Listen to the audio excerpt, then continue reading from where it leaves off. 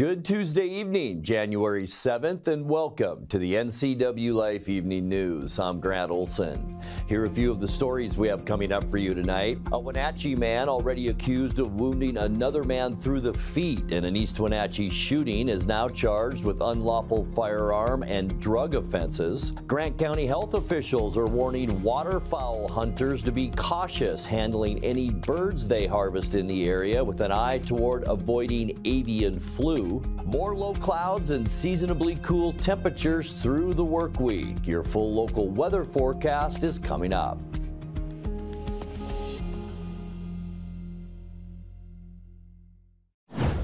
The City of Wenatchee is requesting all customers connected to sewer in the Old Station, Chatham Hill, and Sunny Slope areas immediately restrict sewer discharges to essential use only.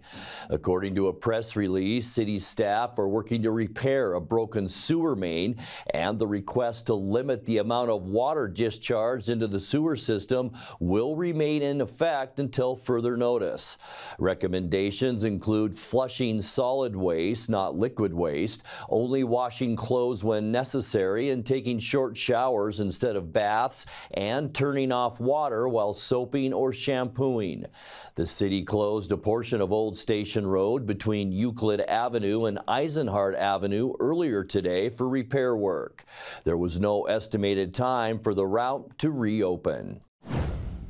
A Wenatchee man already accused of wounding another man through the feet in an East Wenatchee shooting is now charged with unlawful firearm and drug offenses. 47-year-old David William Holland was arrested back in June after allegedly shooting the victim during a physical struggle in the 1000 block of Dolphay Lane. He was charged in Douglas County with first-degree assault and unlawful firearm possession. When police arrested Holland at his Wenatchee home, they allegedly found a shotgun, a rifle, 2 handguns, and more than a pound of methamphetamine. Holland has prior criminal convictions and is barred from firearm ownership. Chelan County prosecutors have now charged him by summons with 4 felony counts. He's scheduled for trial on February 11th.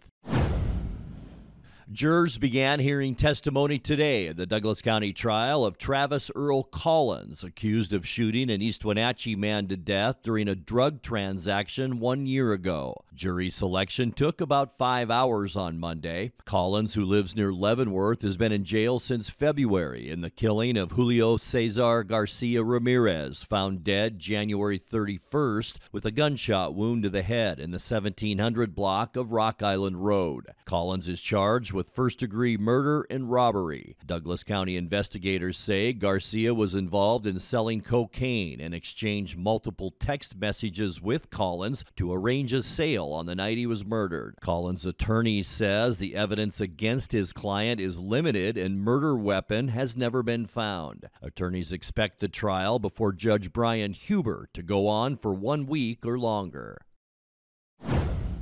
The potential reward for information about an Okanagan County wolf poaching is now doubled. In October, the U.S. Fish and Wildlife Department offered up to $10,000 for information on the illegal killing of a gray wolf outside the Okanagan County town of Twisp. The carcass of the female adult wolf was found October 20th. Now, a private group, the Center for Biological Diversity, is offering another $10,000 for information leading to an arrest or conviction.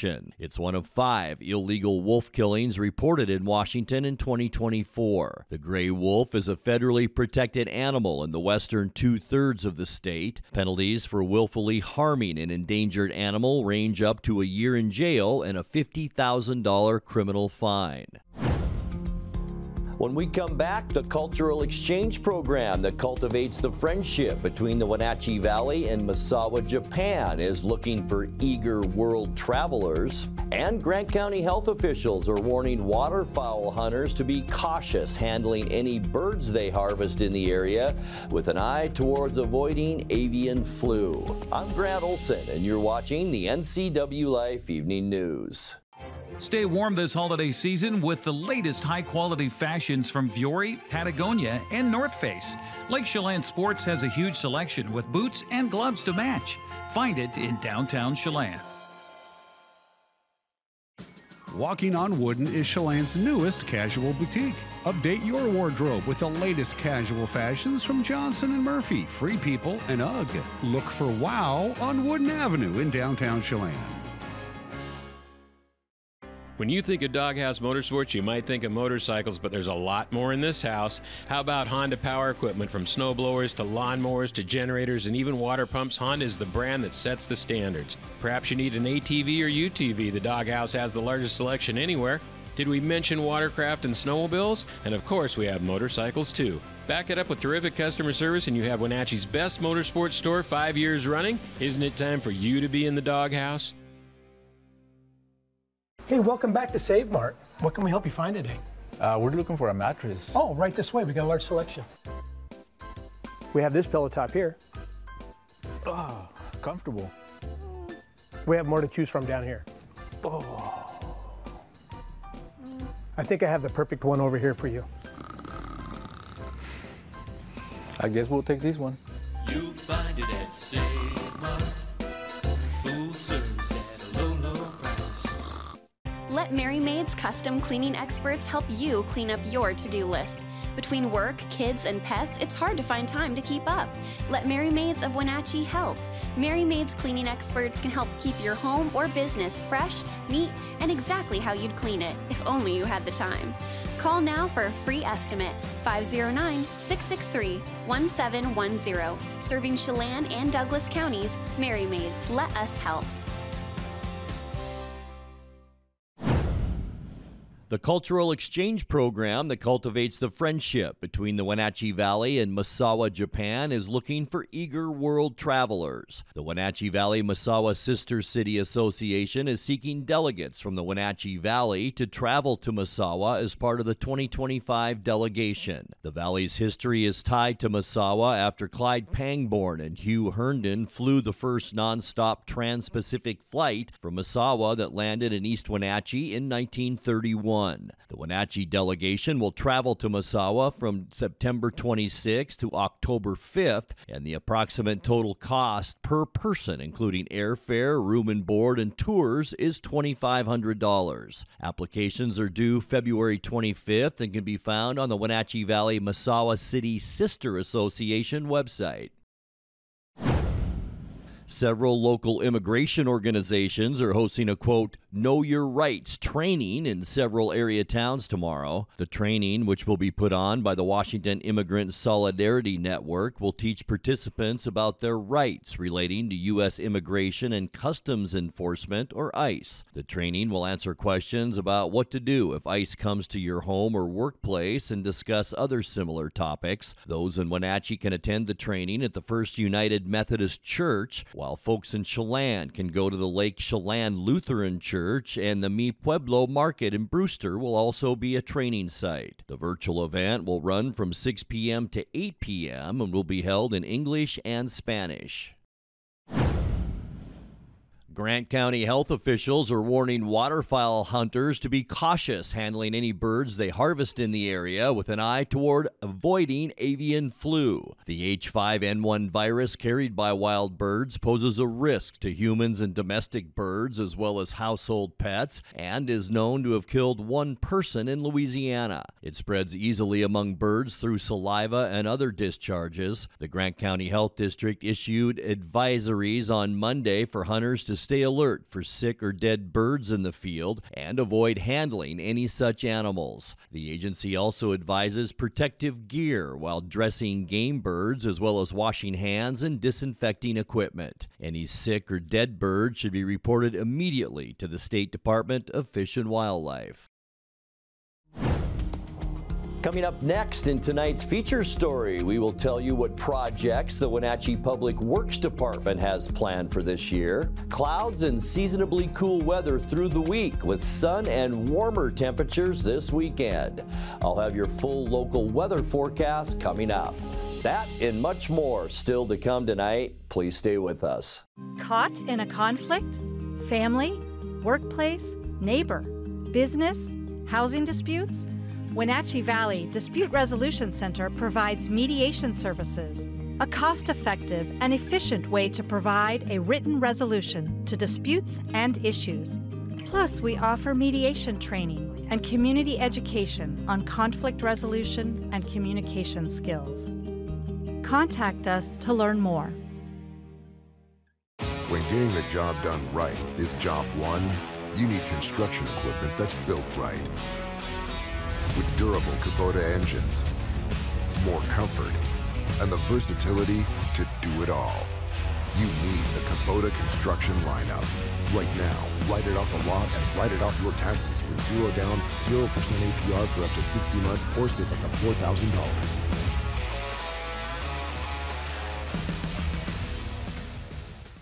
Bring the whole family up to Stormy Mountain Brewing and local public house in historic downtown Chelan. Applewood smoked brisket, street-style tacos, and our award-winning barbecue rubs and sauces. Our meals pair perfectly with our exciting lineup of craft ales, made right here in Chelan. We've got room for big groups, or give us a call for catering. So grab the kids and check out the fun at Stormy Mountain Brewing and local public house located in the heart of Chelan. Yesterday, we introduced you to Tom Wacholder, who was named Wenatchee's new Public Works Director effective July 1st. All eyes are on the Confluence Parkway project that's underway to relieve congestion on the city's north end. In tonight's feature story, we asked Wacholder what we could expect from that project and others around the city. He says some street and sidewalk improvements could be paid for by a new transportation tax, which would have to be approved by city voters.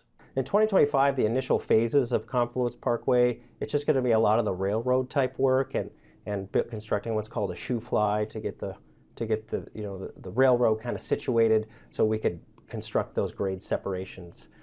So in 2025, there's going to be a lot of that preliminary work, and the heavy lift is going to be more in 2026. So a lot of just kind of busy work in 2025. So right now we're going into that subsequent phase 2 design. And meanwhile, once we kind of bolster up the design and get truer cost estimates, we'll have a better understanding of what kind of funding we need to seek for that bridge across that second bridge across the Wenatchee River. Of course, we're remaining optimistic, and we're excited that the Phase 1 project is moving forward, and it's been a great project so far. So we're looking forward to the Phase 2 piece of it as well. So we're eager, and yeah, we're definitely working hard on that. So. Based on schedules that you've looked at, Tom, what other kind of infrastructure work can people expect to see? If they're driving around and say, oh, what's that backhoe doing there? Where are they likely to see your agency at work? Definitely from a high-level standpoint, we have approximately $150 million worth of active projects that are programmed out in the near term, and that does not include Confluence Parkway. But what comes to mind is like that South End Pedestrian Bridge project. That'll be underway. Bids were just opened recently, so we'll move forward on that project next year. Of course, we have our annual pavement preservation project that'll move forward. 2025 is going to be a chip seal project, so that we'll do some community outreach ahead of time once that project is better scoped and we have plans underway in that front. Aging infrastructure is a priority item, and it's not one particular utility. For example, I mean, our wastewater treatment plant has needs, our water system has needs, and our pavement, of course, has needs as well. So I would think, broadly speaking, it's just trying to address the aging infrastructure in general and finding secure revenue sources. I mean, a great example is with our pavement, we have a secured funding source of $2.2 million annually. However, that's not enough to sustain the level of service or the pavement condition that we want. So we're actually exploring revenue opportunities in the future. So one example is our Transportation Benefit District. We're going to explore a 0.2% sales tax increase and see if that's something that the community has an appetite for to continue. So again, broadly speaking, it's trying to find revenue sources to bolster up our infrastructure. With water and wastewater, in a perfect world, we'd be replacing or rehabilitating the piping associated with those utilities at 1 to 2 miles annually, and we're not quite there yet. So finding ways to kind of, again, bolster the program, find more funding, be more creative. Time now to take a look at your North Central Washington weather forecast. Hope you had a fantastic Tuesday, and it was another one of those days, wasn't it? We saw a lot of low clouds and an inversion over the Wenatchee Valley, and this is even up in the upper valley, our Lake Wenatchee tower camera. You can just see Kaler Glen Golf Course, but you can't see the lake or any of the mountains surrounding Lake Wenatchee, and it's been one of those days. And as we make our way through the winter, our snowpack so far is looking really good. 107% of normal in the central Columbia area. That's where we are. And in the upper Columbia area, 115% of normal. So in great shape as we head into January and then February through the last part of our winter. And here's the forecast, and that could add to that snow total as we make our way through the week. Light snow and drizzle for the Cascades. That is tonight into Wednesday. So if you are traveling west, be careful of that. For Wednesday, the rest of the day, a lot like we saw today with low clouds and temperatures in the 30s. That will continue into Thursday. And then as we get into Friday, our first real chance of any precipitation. We're talking mountain snow and maybe a wintry mix here in the lower elevations. Could see some breezy west winds as we get into Friday as well. And we'll talk more about that coming up a little bit later on. 35 though, our unofficial high today. Very consistent for where we've been the past few days. 32 is normal. Our record high, 54, and that was set in 1983. 29 this morning, 23 our normal low, and our record low, 10 below zero, and that was set in 1993. Sunrise 7:47 this morning and set this afternoon at 4:28.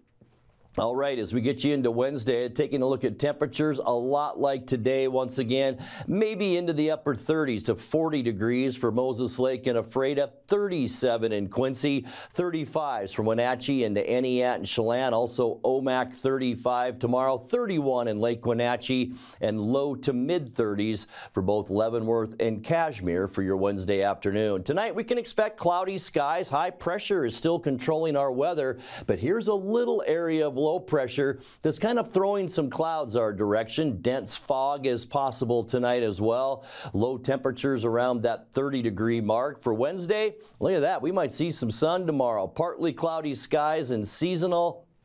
High temperatures tomorrow afternoon into the mid-30s. Hopefully this low cloud deck will move away on Wednesday. For Thursday, mostly cloudy skies, still under the effect of a big area of high pressure. We will see high temperatures again very consistently into those mid-30s for Thursday. And then by Friday, our first and really only chance that we'll see any precipitation is because of a big trough of low pressure in eastern Montana. Could drag some moisture and clouds through. I think we'll see some breezy conditions Friday. We're going to warm up too. High temperatures Friday into those low 40s. And then for your weekend, our friend, big high pressure out in the Pacific will provide some very nice weather for us. Partly cloudy on Saturday. Will be mild with high temperatures. Can you believe it, in January in the low 40s? And then by the end of the weekend on Sunday, not a whole lot of change, except I think we'll see some more sun on Sunday. Sunny and mild. High temperatures late in the day Sunday, about 40 degrees. And as we get you into Monday and to start our next work week, we will see partly cloudy skies. Once again, high pressure still in control. Boy, a nice ridge over the top of us heading into next week. Slightly cooler on Monday with high temperatures in the mid-30s. All right, your 7-day forecast, 30 overnight tonight. We're going to stay in the mid-30s both Wednesday and Thursday. About a 40% chance for some light rain on Friday. Warming up to about 41 for the high temperature. Partly cloudy on Saturday and 42, and then some sunshine on Sunday and Monday. 40 for Sunday and 36 your high temperature on Monday. And that's a look at your North Central Washington weather forecast. Coming up next, tonight's sports report with Eric Granstrom and more as the NCW Life Evening News continues right after this.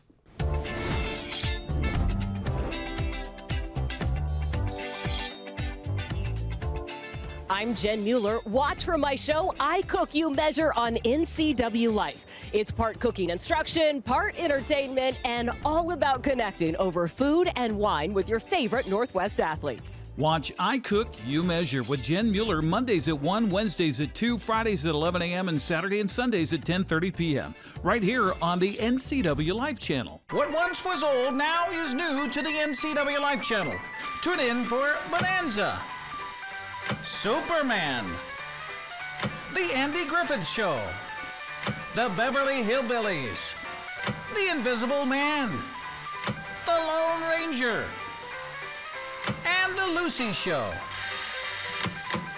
Check your program guide for classic programming on NCW Life channel, your local TV station.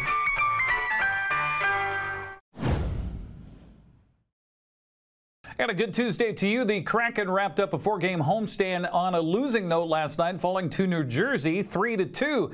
Devils scored first and broke a 2-2 tie in the third to snap a 4-game losing streak. It's away from a pair, throws it off the end wall. Luke Hughes comes down the boards. Adam Larson will tie him up against the corner wall.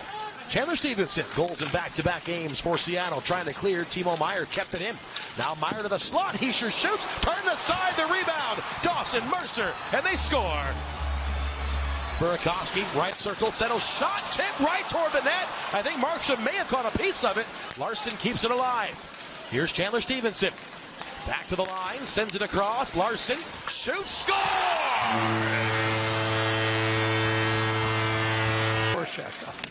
Dawson Mercer tips it in, comes off the inboard, slides in, and Connors scores. Here's Dunn up top. Now McCann. Jared McCann zips it down low. Kakko in front. Shane Wright scores!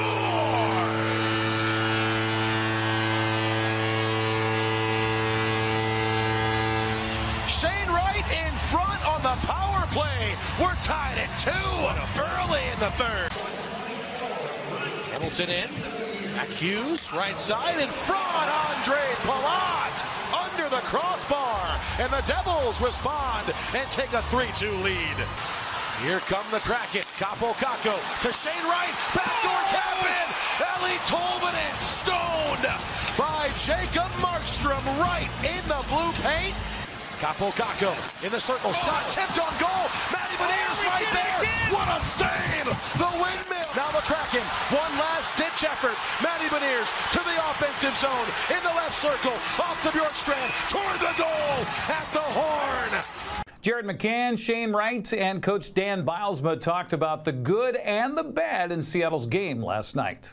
I think there were some good things. Obviously, we did well. We had some good offensive zone time that, guys were changing well and sustaining that. So, I think that obviously, their goalie made some big saves for him tonight. And, it was one that, we lost, but we did create a lot and right direction. I think we had like I said before, we had a lot of chances to win the game and capitalize and tie it up. But at the end of the day, we didn't capitalize and they won. So gonna have to move on and look forward to the road trip here.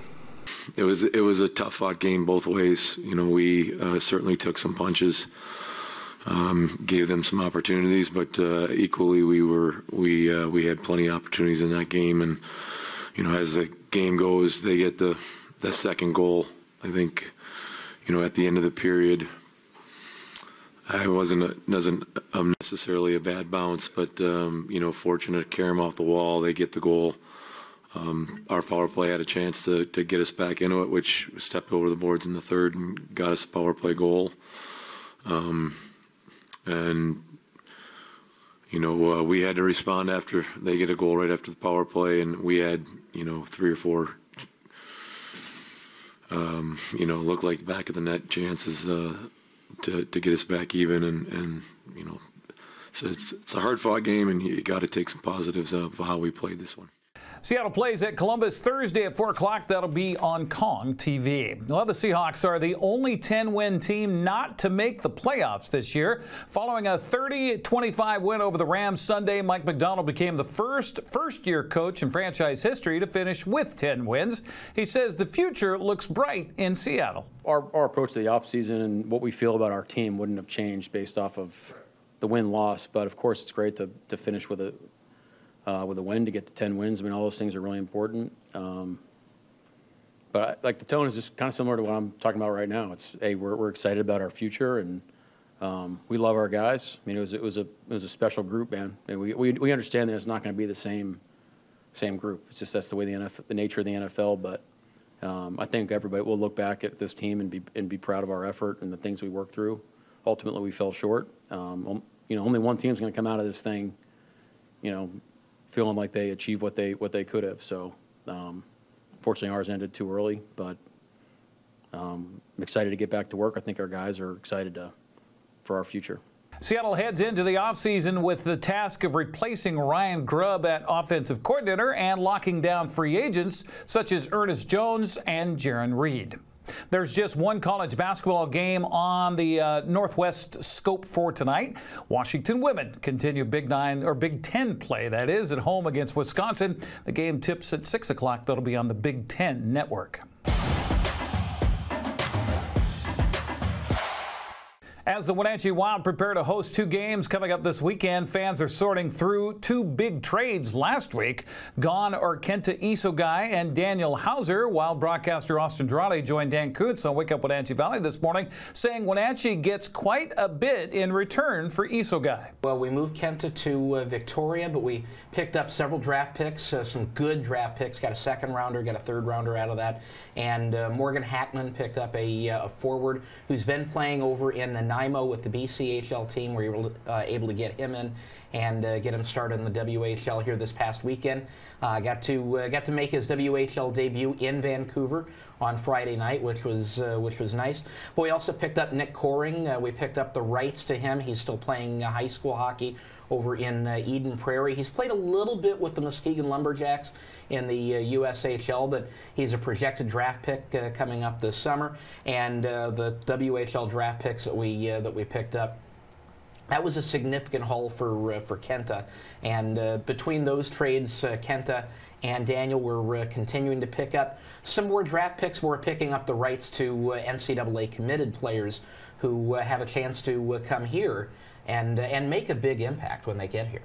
Wenatchee set to host Victoria Friday at 7 o'clock and Spokane Saturday at 6. Saturday's game, by the way, the highly anticipated Guns N' Hoses game, featuring an exhibition between local firefighters and law enforcement. You can get tickets at WenatcheeWildHockey.com.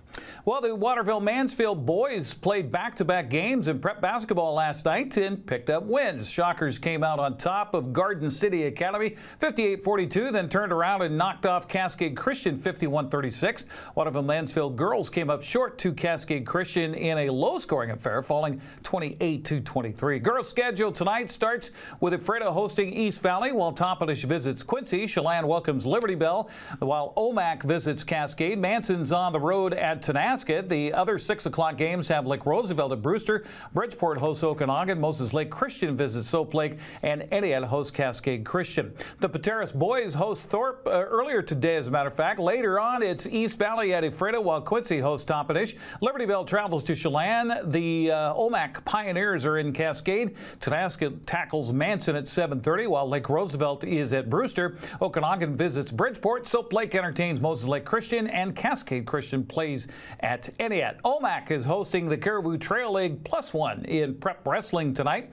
The Pioneers welcome grapplers from Cascade, Chelan, and Eastmont tonight. That gets underway at 6 o'clock. That's a look at sports news. I'm Eric Granstrom. Have a happy Tuesday. And that will do it for our newscast tonight. For more news from around North Central Washington, you can find us at ncwlife.com, on our social media channels, or on our mobile app for iPhone and Android.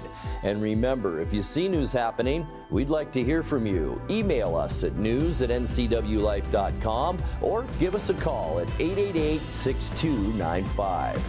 I'm Grant Olson. Thanks so much for being with us, and have a great night.